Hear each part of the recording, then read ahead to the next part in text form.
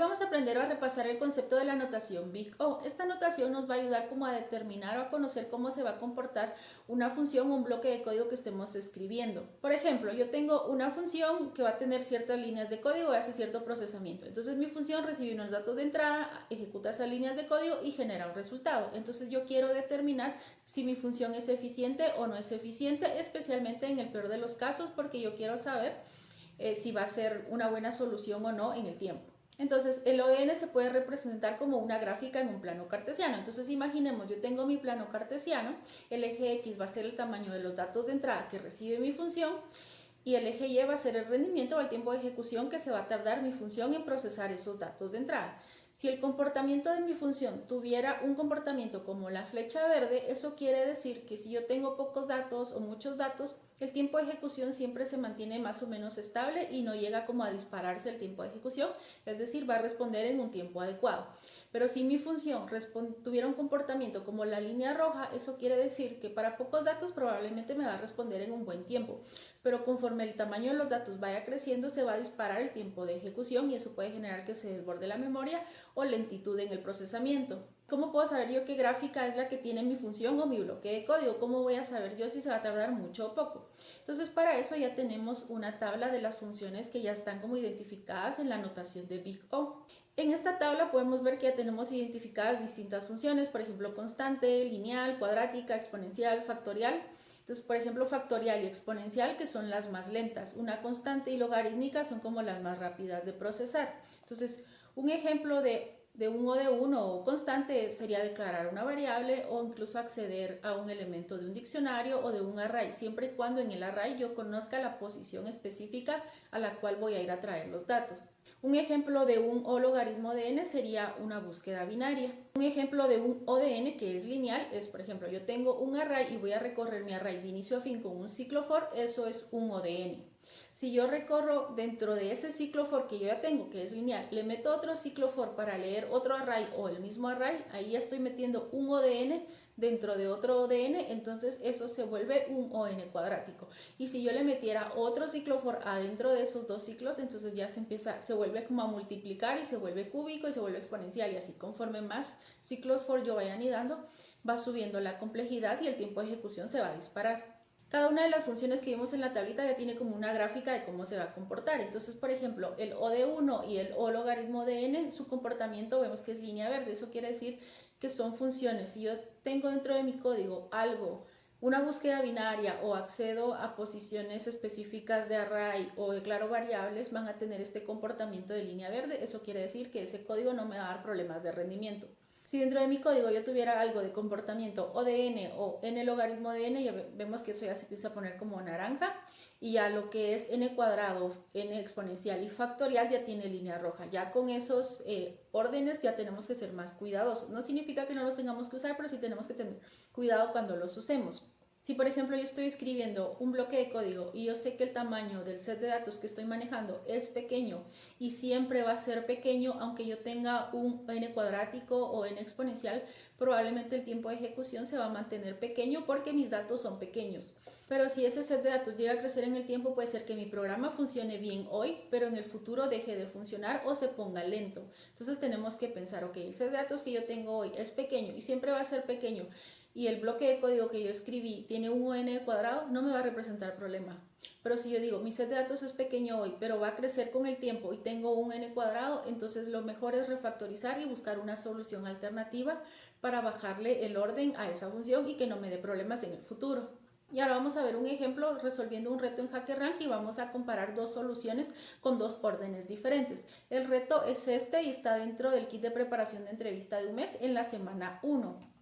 En este reto nos van a entregar dos arrays. Nos van a entregar un array de strings y un array de queries. Y nos piden en el reto que contemos, por ejemplo, en el array de queries yo tengo estos queries y tengo que contar cuántas veces se repite cada uno de los queries en el array de strings.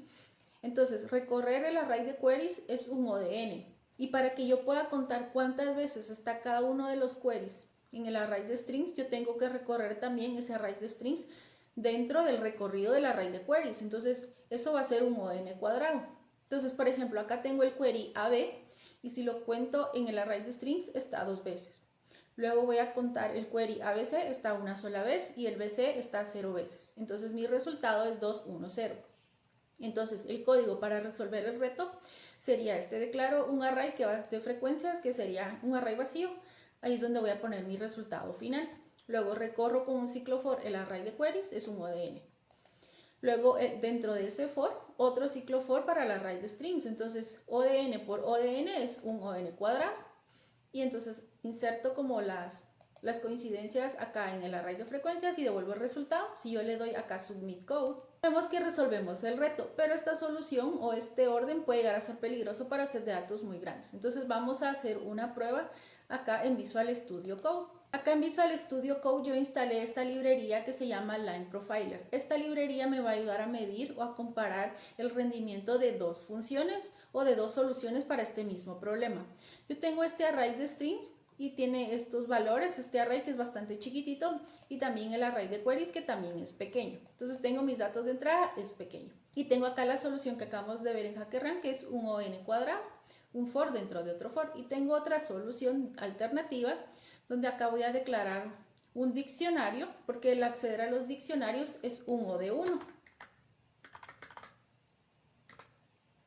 Entonces luego voy a leer el array de strings, pero sin anidar otro for dentro de él. Entonces acá estoy manteniendo el ODN y voy a contar cuántas veces está cada uno de los strings.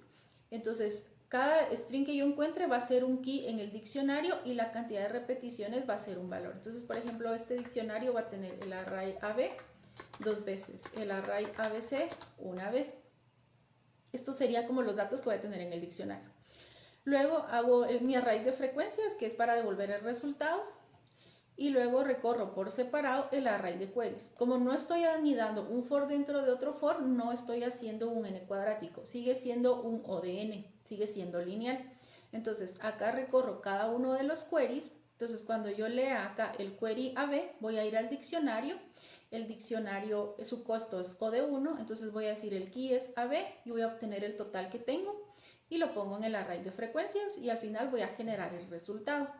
Entonces acá con la librería Line Profiler la voy a inicializar, le voy a agregar las dos funciones que quiero comparar, luego hago un enable, luego voy a ejecutar las funciones y luego voy a imprimir las estadísticas. Y ahorita vamos a ver lo que vamos a ver los resultados y vamos a comparar. Entonces le vamos a dar acá ejecutar. Ok, entonces acá esta librería me da como todo el desglose por línea de código, pero nosotros ahorita solo nos vamos a fijar como en el tiempo total. Entonces para la segunda solución, que es como la más eficiente, se tardó 1.9 e a la menos 5. Eso quiere decir que hay muchos ceros decimales a la izquierda, se tardó muy poquito. La primera función, que es como que la que se tarda un poquito más, se tardó 4.1, siempre a la menos 5 también se tardó muy poquito, porque tenemos poquitos datos. Entonces no hay mayor problema. Con las dos soluciones para pocos datos nos funcionan bien. Ahora vamos a cambiar el tamaño de datos de entrada. Vamos a usar estos dos arrays que acá ya tienen como 900 datos o algo así, ya son un poquito más grandes y vamos a volver a ejecutar.